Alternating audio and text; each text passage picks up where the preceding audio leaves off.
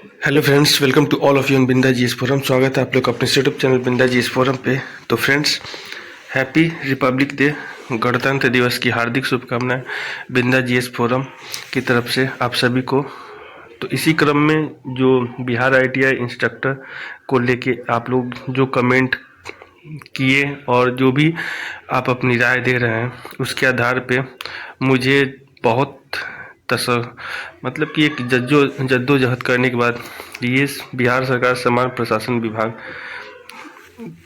के द्वारा जो निर्गत जो संकल्प पत्र है वो संविदा को लेके वो मुझे प्राप्त हुआ। ठीक है, कहीं ना कहीं से मैं इसे निकाल लिया। ठीक है, और जो लिए 9-10 पेज का है।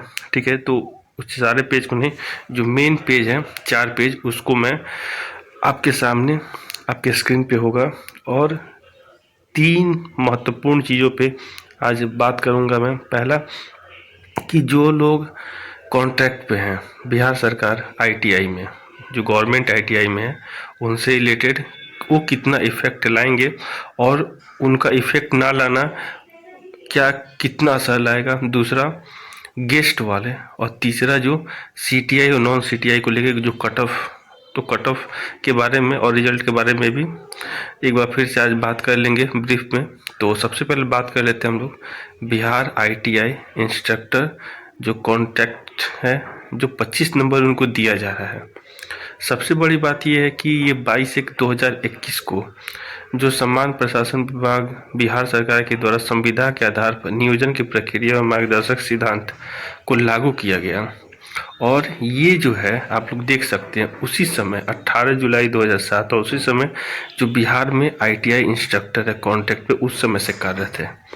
तो कहीं ना कहीं उनके साथ तो थोड़ा सा एक है, चाहा जाता तो उनको मतलब कि 10 साल के बाद नियम जो कहता है उसके अकॉर्डिंग उनका इंटरनल एग्ज़ाम लेके रेगुलर किया जा सकता था, लेकिन कहीं ना कहीं इसे आगे बढ़ाया गया।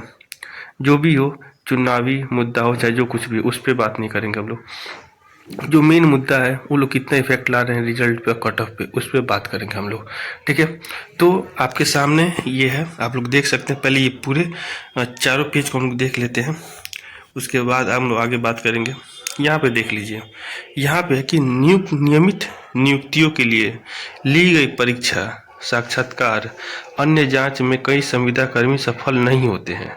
यानी कि जो अभी बिहार आईटीआई इंस्ट्रक्टर का जो रेगुलर वैकेंसी का जो फाइनल रिजल्ट आना बाकी है आफ्टर आंसर की के बाद, तो ऐसी स्थिति में अगर नियमित नियुक्तियों के उपरांत भी पद रिक्त रह जाते हैं, मतलब वैकेंट रह जाएगा, खाली रह जाएगा, यानी कि जो इंस्ट्रक्टर डिग्री डिप्लोमा वाले हैं या जो प्रैक्टिकल आईटीआई इंस्ट्रक्टर हैं, उस स्थिति में नए सिरे से संविदा के आधार पर नियुक्ति ना कर, मतलब कि कॉन्ट्रैक्ट वालों के लिए दोनों हाथ में रिजल्ट है।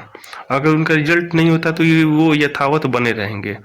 पूर्व में संविदा पर कार्यरत रह चुके परंतु नियमित नियुक्ति की चयन प्रक्रिया में असफल संविदा कर्मियों को रखा जा सकता है। मतलब जो वो क्वालिफाई नहीं कर पा रहे हैं तो रेगुलर तो नहीं हो पाएंगे, लेकिन नियमित कर्मी कॉन्ट्रैक्ट पे वो यथावत बने रहेंगे। लेकिन अगर मान लीजिए 1200 कुछ सीट है, 1200 कुछ सीटों पे पूरे रेगुलर मतलब उतने कैंडिडेट मिल जाते हैं तो उनकी नौकरी चली जाएगी। लेकिन अगर 10 सीट भी खाली जाएगा तो 10 में से वो देखा जाएगा उनकी योग्यता, एक्सपीरियंस जो भी है, उसके आधार पे उनको मतलब कि कंटिन्यू रखा जाएगा। तो कहीं ना कहीं कॉन्ट्रैक्ट वाले तो जायज़ हैं। अब जो तीसरा पेज है उसको देख लेते हैं हम लोग।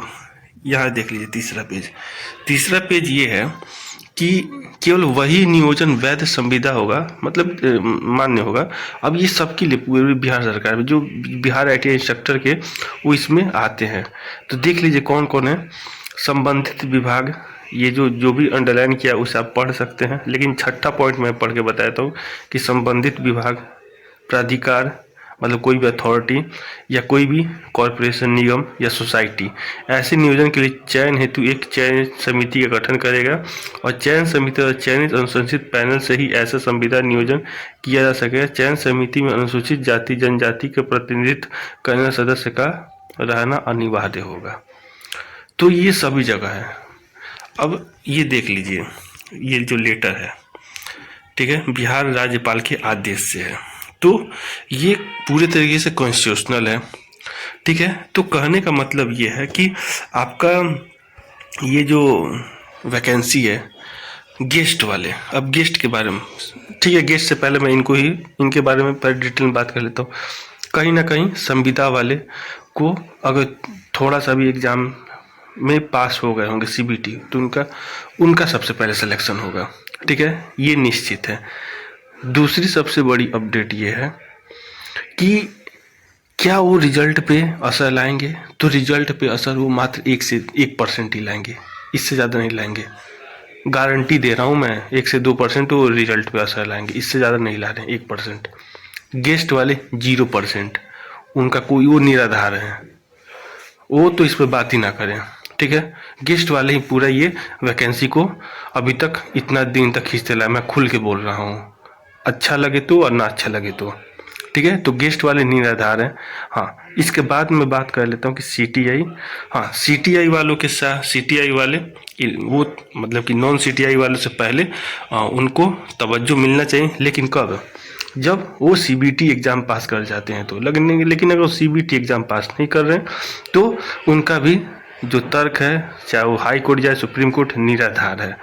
ऐसे कर के वो अपने पैर पे कुल्हाड़ी मार रहे हैं, दूसरे के भी पैर पे कुल्हाड़ी मार रहे हैं, तो ऐसा कार्य ना करें। अब बात रह जाता है कि क्या एग्ज़ाम पे ये लोग असर लाएंगे, तो 4 से 5% असर लाने वाले, 95% आपके फेवर में है जितने लोग सीबीटी क्वालिफाई कर जा रहे हैं। और सीटीआई वाले तो सोने पे सुहागा है, अगर वो सीबीटीआई गलती से भी पास कर गए तो।